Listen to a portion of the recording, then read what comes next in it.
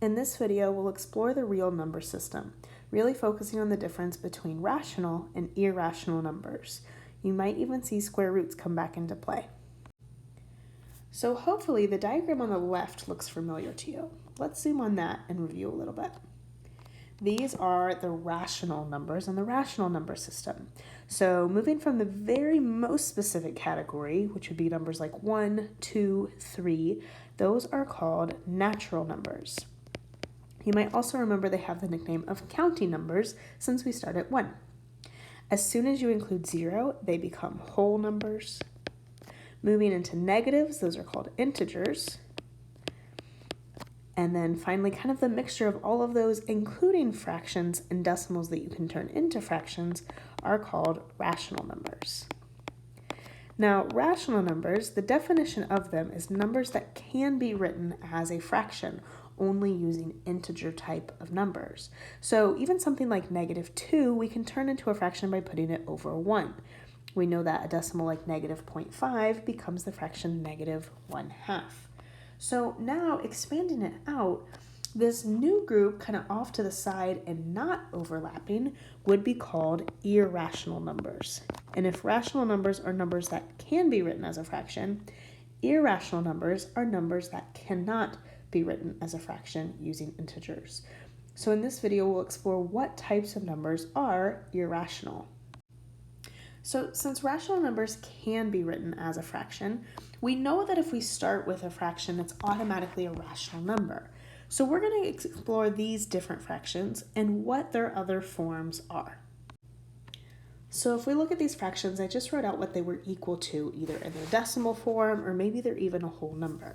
So the fraction 1/6 is equal to 0.1666666, and the 6 is what's repeating forever and ever. 1/2 we know is the decimal 0.5. -3/8 would be the decimal -0.375. 4/1, of course, is just 4. -2/1 is 2, -2. And 0/9 would be 0. So the key thing is that fractions do one of two things. If you get them into their decimal form, they're going to either repeat, like this one does. We also know that something like 1/3 would repeat forever, or all of these end. And if they end, we call those terminating decimals. So something like 0.5 stops. Something like 1/6 or 0.16 repeating goes on forever. So those are the two types of rational decimals, those that repeat and those that end. So if we think about irrational numbers, those are things that never repeat and never end. So we call those non-repeating and, keyword, non-terminating decimals. So again, the rational examples would be like what we had in this table. Those either repeat or terminate, aka end. Whereas irrational decimals kind of do neither of those things.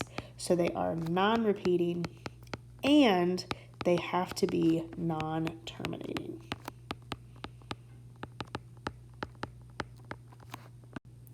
One thing to be really careful about when you are given a decimal and asked to determine if it's rational or irrational is the idea of a pattern versus repeating. So what I mean by a pattern would be something like the decimal 0.010010001, so on and so forth. Whereas repeating, if we had 0, 1 repeating, that would be 0, 1, 0, 1, 0, 1, 0, 1, so on and so forth. One of these is irrational and one of them is rational. If it's the same block of digits or single digit repeating forever and ever, it would be rational. Whereas if it's slightly changing, like this one is adding a 0 in every time, that would actually be irrational because it's not the exact same thing happening over and over again. So be very careful with that. If it has a pattern, but it's not repeating the same exact thing over and over, it actually is irrational. Now, hopefully, when you think of a number that never ends and never repeats, you have a very specific number in mind. So the most famous irrational number would be pi. If we think about pi, that is a number that, as we know it, never ends or ever repeats. So pi is like the prime example of an irrational number. So the last irrational example actually comes from a connection to squares and roots. So here we have the numbers 2 through 9 listed that we want to take the square root of. There should hopefully be a couple that you know right away. We know that the square root of 4 and the square root of 9 give us perfect squares answers. So the square root of 4 is a perfect square. Its answer is 2. The square root of 9 is a perfect square. Its answer is 3. Let's use our calculator to figure out these ones that we don't know. So I went ahead and calculated out the other ones, and you can see that they are pretty gross. These numbers on our calculator never actually end, and if we look at them, there's never the same exact repeating block of digits. So they're changing. You might see the same number more than once, but it's never repeating the same block. So anything that's not a perfect square, and again, 4 is a perfect square, 9 is a perfect square because it gave us that whole number answer.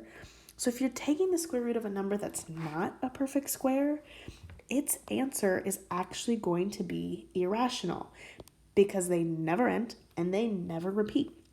So our third example of an irrational number would be these non-perfect square roots.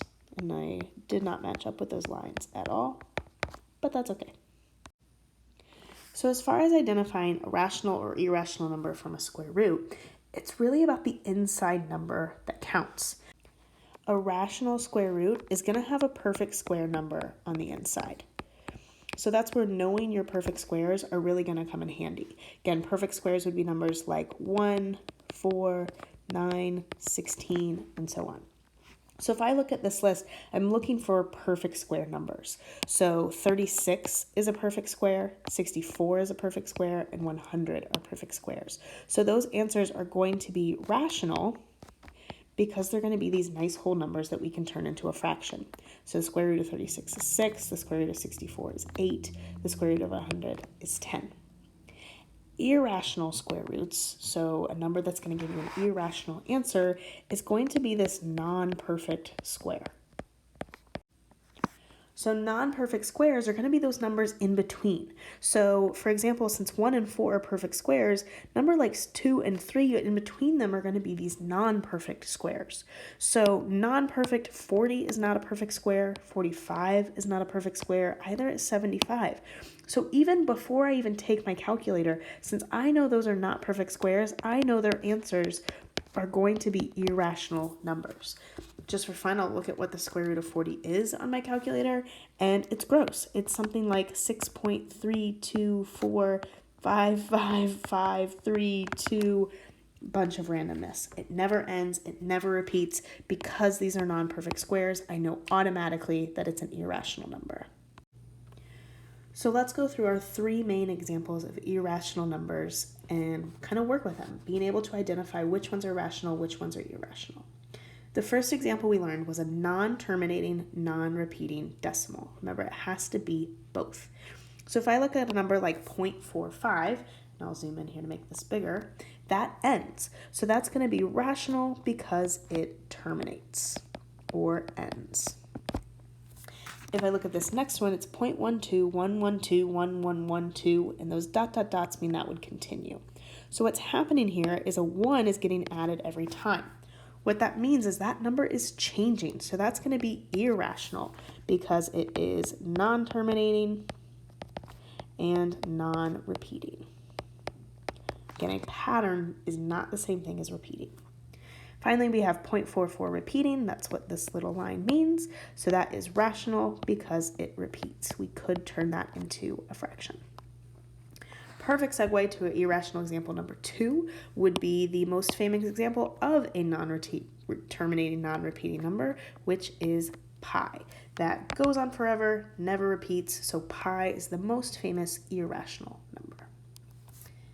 Then our other type of non-terminating, non-repeating decimals were imperfect square roots. So if you're trying to take the number of something that's not a perfect square. So remember, for that, you want to look at that inside number. So the square root of 2, I know is going to be irrational because 2 isn't a perfect square. I'm going to abbreviate that as p square. The square root of 16, however, would be rational because it's equal to 4, or again, 16 is a perfect square. Square root of 25 would also be rational. That equals 5, and 25 is a perfect square, so we're good there. The square root of 30, however, would be irrational because 30 is not a perfect square. So it's all about that inside number. And notice I did these without a calculator, so once you start recognizing your perfect squares, you should be able to do this pretty quickly.